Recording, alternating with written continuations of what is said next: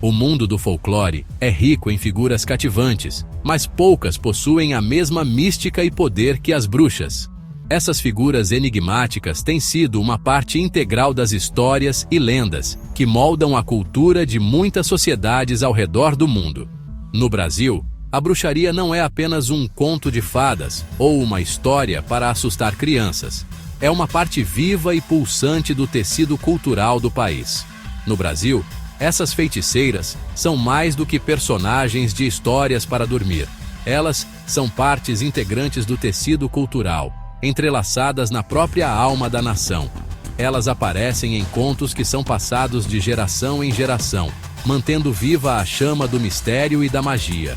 A bruxaria brasileira é uma mistura fascinante de influências europeias, africanas e indígenas, refletindo a rica tapeçaria cultural do país.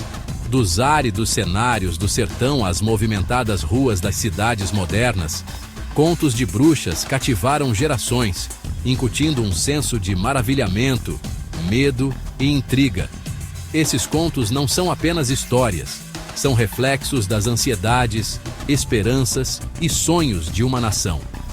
Eles nos mostram como as pessoas lidam com o desconhecido e o inexplicável, e como essas histórias evoluem com o tempo. Essas figuras, frequentemente retratadas como mulheres poderosas, vivendo à margem da sociedade, personificam as ansiedades e aspirações de uma cultura que lida com sua história complexa e herança diversificada. Elas são símbolos de resistência e poder, desafiando as normas sociais e oferecendo uma visão alternativa do mundo.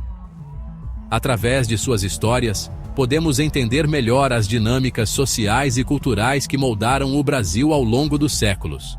Este vídeo mergulha no mundo cativante da bruxaria brasileira, explorando suas raízes europeias, influências indígenas e o poder duradouro que exerce sobre o imaginário brasileiro. Vamos desvendar os mistérios por trás dessas figuras enigmáticas e entender como elas continuam a influenciar a cultura e a sociedade brasileira até os dias de hoje. Através das lentes de figuras proeminentes como Nicásia, a bruxa do Piauí, e a enigmática bruxa de Curitiba, vamos descobrir como esses contos refletem a evolução da sociedade brasileira, mesclando o antigo com o novo, o familiar com o estranho, para criar um folclore verdadeiramente único. Essas histórias são mais do que simples narrativas. São janelas para a alma de uma nação, revelando suas complexidades e contradições.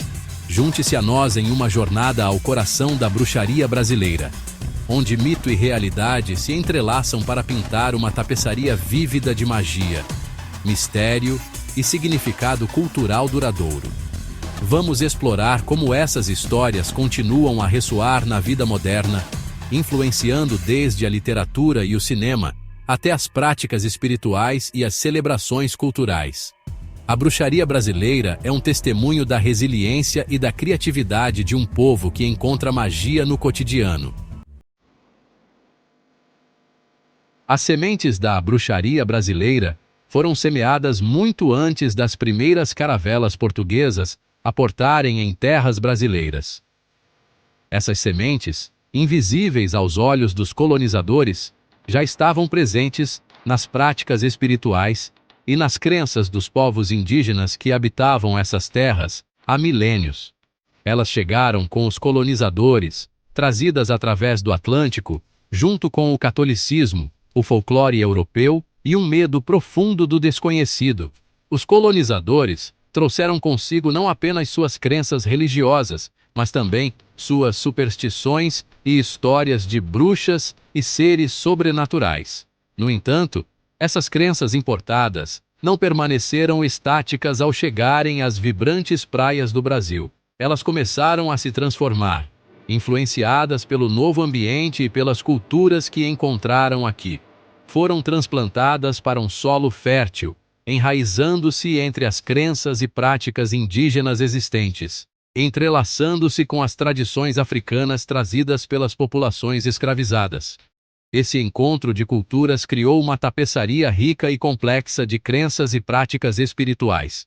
Essa amálgama cultural deu origem a uma bruxaria distintamente brasileira, diferente de suas contrapartes europeias. Aqui, A bruxaria não era apenas uma prática oculta, mas uma parte integral da vida cotidiana, influenciando desde a cura até a proteção contra o mal. Enquanto as bruxas europeias eram frequentemente demonizadas como servas de Satanás, suas contrapartes brasileiras muitas vezes borravam as linhas entre o bem e o mal. Elas podiam ser tanto benéficas quanto maléficas, dependendo do contexto e das necessidades da comunidade. Elas podiam ser curandeiras, trapaceiras ou espíritos vingativos.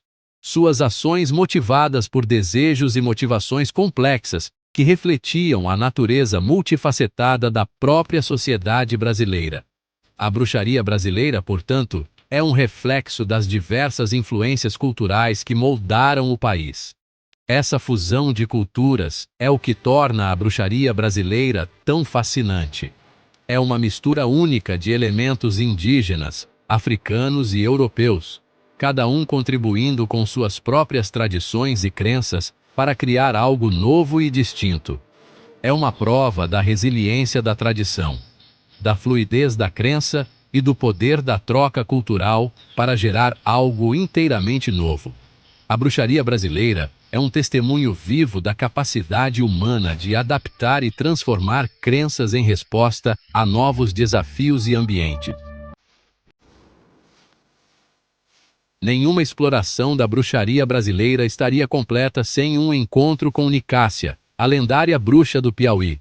Nicásia é uma figura envolta em mistério e reverência, uma mulher cuja presença evoca tanto medo quanto admiração. Sua história é um testemunho vivo da rica tapeçaria cultural do Brasil, onde tradições europeias e indígenas se entrelaçam de maneira única e fascinante. Sua história, passada de geração em geração, incorpora a mistura única de elementos europeus e indígenas que caracterizam a bruxaria brasileira. Em cada conto, Nicásia emerge como uma figura complexa, uma mulher que navega entre dois mundos: o visível e o invisível, o natural e o sobrenatural. Nicásia, frequentemente retratada como uma figura solitária que habita os arredores da civilização, personifica o arquétipo da mulher sábia, temida por seu conhecimento de ervas, poções e das forças invisíveis que governam o mundo natural. Ela é uma guardiã de segredos antigos, uma mulher que compreende as profundezas da natureza e os mistérios do universo. Algumas histórias a retratam como uma força malévola, amaldiçoando aqueles que a prejudicam com infortúnio e miséria. Essas narrativas destacam o poder temível que ela possui. Um poder que pode trazer desgraça e sofrimento para aqueles que ousam cruzar seu caminho. Outras a pintam como uma figura mais ambígua, capaz de curar e ferir, suas ações ditadas pelas circunstâncias e pelas intenções daqueles que a procuram. Em algumas histórias, ela é uma curandeira benevolente, em outras, uma vingadora implacável. A história de Nicásia, como muitas figuras do folclore brasileiro, reflete as complexidades do bem e do mal, do poder e da vulnerabilidade, que ressoam na experiência humana. Ela é um espelho das dualidades que todos nós enfrentamos, um símbolo das forças conflitantes que moldam nossas vidas. Sua lenda serve como um poderoso lembrete do poder duradouro da narrativa oral e sua capacidade de transmitir valores culturais, medos e aspirações através das gerações. Através das histórias de Nicásia, aprendemos sobre a resiliência, a sabedoria e a complexidade da alma humana, e como essas qualidades são passadas de uma geração para a próxima.